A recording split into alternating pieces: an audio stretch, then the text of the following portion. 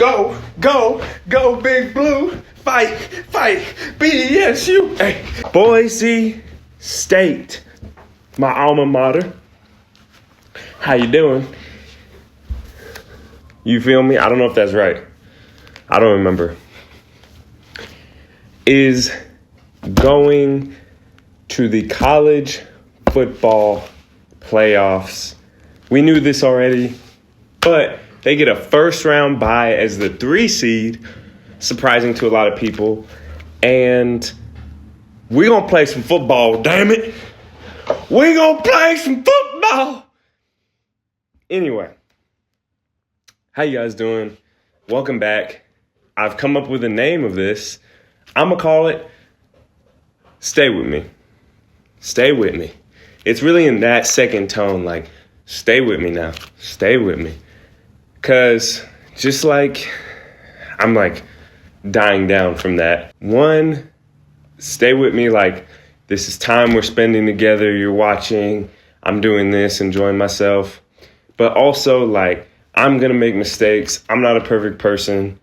And like stay with me, you know, hang there with me. Sometimes I'm slow. Sometimes I'm too fast. I don't say things the way I really mean them or just correctly at all. And just stay with me. Hopefully by you doing that, I can do that with you. When someone eventually gets in my comments and starts talking shit and saying that I'm ugly and my hairline's messed up and my nose is big and I sucked at football and I can't really draw that well and yeah, welcome. Boise State made the college football playoffs, 3 seed. A lot of people not happy. And you know what? I just saw a clip, and I'm completely taking it out of context because I didn't see everything that was there. But Cam Newton was so disgusted at the fact that these teams made it in. And I don't, like, who is that helping? You know? There's just been this such a big culture, and I live in the South now, but this is such a big culture of Southern football is real football. And if it's not the SEC, it don't matter. And yes, there's a discrepancy. Yes, there's something there. But like, isn't the thing that makes college football great, isn't the thing that makes college sports great, is the fact that these smaller schools beat these bigger schools and upset them. How many times has Alabama and undefeated teams lost to some like random state school? That's beautiful. That's what makes people love the game. That's what gets people involved. That's what we all love an underdog story. And to say that like all these teams don't belong, no one wants to see another rendition of the SEC regular season as the college football playoffs. We just don't. And so Boise State, Indiana, you know, Arizona State, some of these other schools being in there, it's amazing. And let's see what they can do. Let's watch it. Like, that's why it's there. And maybe Cam Newton was, you know, baiting us, but it didn't look like it. He looked upset. And you know what? Auburn ain't been doing too great.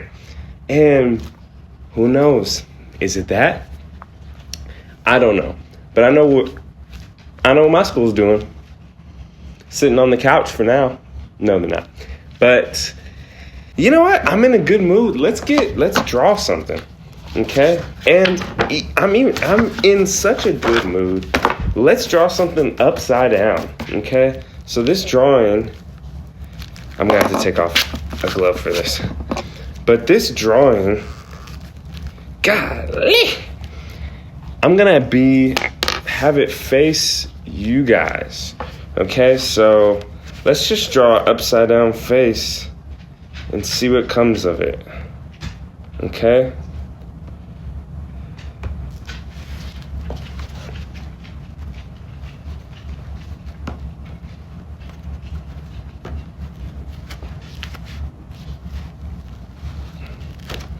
Oof. I love weird ears. Let's get one there. Let's get some chin action going. Good cheek. Let's do some nice hair here. Let's do some nice hair. Okay. And then if you guys watched last episode, you know, I drew a face. I don't even know what it looks like. You guys right now are seeing this better than I can. But I love a face with an object. So let's put something in there. Let's do like a, I don't know. Let's do, I'm not sure. I could do a football. I could do, I'm just happy, you know? Life is good. I have nothing to, you know, I don't want to,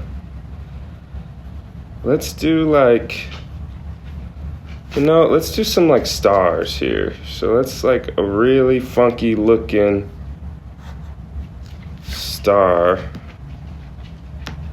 Oh, that's not even a star. And then let's do one here. Star. Boom. Okay, let's give them like a freckle. And voila. Hopefully you can see it good. I don't know. I typically have problems with the focus on this. Let me look. Oh, that's weird. That's weird. Let's give them an earring. Them an earring. And then let's kind of, yeah, there we go. That's a little better. Fun, unique. I'm happy with it. It looks cool. Honestly, if someone wants that, hit me up in my DMs. I honestly, first person that asks for it, you can have it. Congratulations. Congratulations. I'm in that good of a mood. If you hit the comments, first comment that asks for that, you will receive it. Let's get the damn glove back on. Painting of the day. Art of the day. Let's segue straight into it. Let's not waste no time here, okay? Unfortunately,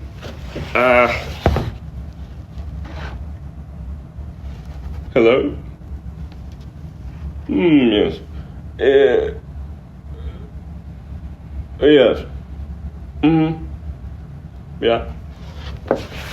I made this right after I graduated. And I was hanging out with my parents in my living room, and I was kind of putting this collage together, and I had these spray painted pieces. This is all, every single thing you see here is made out of a Trader Joe's bag. So like these suspenders that this person's wearing, this is like the handles of the bag that I flattened out. Yeah, everything's made out of a Trader Joe's bag, painted, drawn. I always like to hide things in my pieces too, if you notice or look closely. And there's also a face down here. If you look really close, this is like an eyeball, and that's like lips. But yeah, that is the collage of the day, or the art piece of the day, rather. Yeah, man, life is good. Life is good. There's a lot to be grateful for. There's a lot not to be grateful for, and that's wrong with the world. I'm learning as I get older, it's either you do something or you don't do something. And I think through different life stages, things go from black and white to gray. Black and white, gray. Black and white, gray. And you kind of just go through these waves of like, shit is only like this, and then it gets murky, and you have to make sense of it. And then you find the black in the white, or the white in the black. And you turn these confusing, abstract things concrete. And then the more you understand it, the more you understand things, the more confusing they get. And then that turns into gray. And I'm right now, in terms of just like creating and making something of my life and putting myself out there, right now for me, it's like black and white. And so that's why I'm doing this. That's why I'm more active than I usually am, because it's either I do it or I don't do it. My funeral, however many people are there, a certain portion of that are going to cry. A certain portion of that are going to can only fit in the front row. Only a portion of that are going to, carry me to where I'm being placed. And so just do it. Either don't do it or do it. But right now I'm doing it. My brain went somewhere, though, when it said when I said people are going to carry me. I actually don't want to be put in a coffin. I don't want to be cremated, put in a coffin. This is weird, I want to be put directly in the fucking dirt. Literally. Like, don't put anything in me. Don't put anything on me. Don't put me in anything. Dig a hole, okay? Put me in the dirt, cover the hole. Or put me in the dirt, plant a tree or a plant or something, cover the dirt up. But if reincarnation is a thing, which maybe it's possible it is, I want to get there as soon as possible. Like the last time I existed, I wasn't a human. Like when people are like, oh, in my last life, I was a Roman emperor. Like, how the fuck? I don't know where the fuck I'm going with this. But if you're with me, stay with me. Stay with me now. Just stay close. All right, I just need the company. Get on through this podcast. Put me in the dirt. Just put me in the dirt. Leave me in the dirt. I'll be all right. I'll like whatever is munching on me is gonna figure it out. Okay? And I think that's hilarious. Like if a cockroach ate a piece of me and then is like running in your house and you're scared by this cockroach, like that's the best type of ghost there is. Well, if that was Uncle Lenny, that's kind of funny to me. Like, I don't know. My inner insecurities, I guess, are telling me to tell you that I'm smarter than that and like show you somehow that I'm more intelligent than actually thinking Uncle Lenny, I don't have an Uncle Lenny, was a cockroach in my life. But fuck that, you do it or you don't do it. Black and white. And that's where I'm at. I said what I said. I can't take it back. Am I going to edit that out? Probably not. I know how brilliant I am. Whoa. Slow down. Brilliant? I know where I'm at on the totem pole. Okay? I'm not at the top. I'm not a damn soaring eagle. All right? Like Floyd Mayweather said, I'm not the sharpest knife in the drawer, but I'm in the drawer and I'm sharp. That's how I feel. I can get by in any situation I'm with. I may not be the superstar. Speaking of superstars and looking down at those beautiful blue and orange gloves, Ashton Genty, should he win the Heisman? Yeah. Phrasing it like that, it's like, should he win the Heisman? Is he deserving of winning? He's deserving of winning the Heisman. I think a lot of people can agree on that. He is deserving of winning the Heisman. I would like personally to see him win the Heisman. Gloves off. Mask off. Next topic. Kendrick's new album. Loved it. I think the beginning of the album, he did more of this and kind of lost it towards the end of the album. But the beginning of the album, the instrumental and the sounds that he used, like incorporating those like very simply put in samples, the samples are just playing. They're not chopped up in some crazy type of way. But then having those like late 80s, 90s like sounds and distortions and like boosting those with like futuristic type movement in the music, it was beautiful and it was really unique.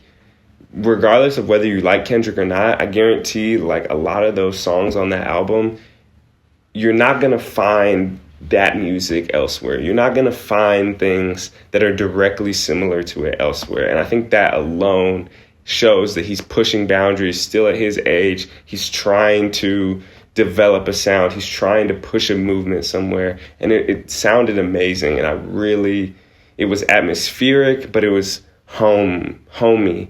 It was technological, but it was soulful and like California bouncy. I'm from California. I love those sounds. The artists he put, like he's putting people on, they did their thing.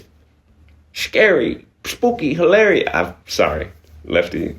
But that was like, even that and the way that it was put in, like people could clown it, but it made you think and listen and be like, is it gonna keep repeating? Oh, it is. Song ends. Whoa. All right. Okay.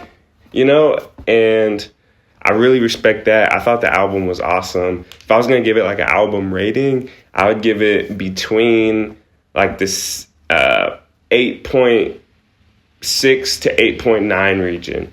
Yeah, it pushed the genre. And like that's especially in hip hop where like maybe in the next 15, 20 years, like hip hop won't be the most dominant genre. You need to push it more. We need people who are going to do that. And the fact that it's one of the people at the top of the game pushing it when he's outside of his prime, quote unquote, that's really fucking cool.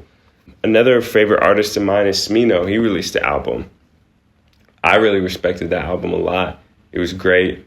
Sometimes, as a Smino fan, I feel this way. Sometimes I wish what I just said about Kendrick, where he like lifted it and took it to like another level with these completely atmospheric sounds and things like that. I wish Smino would do that more. I wish Smino would say, you know what, I'm going to hire an orchestra. Maybe it's the St. Louis, symphony or St. Louis. I forget what they call that. But, like the city's orchestra.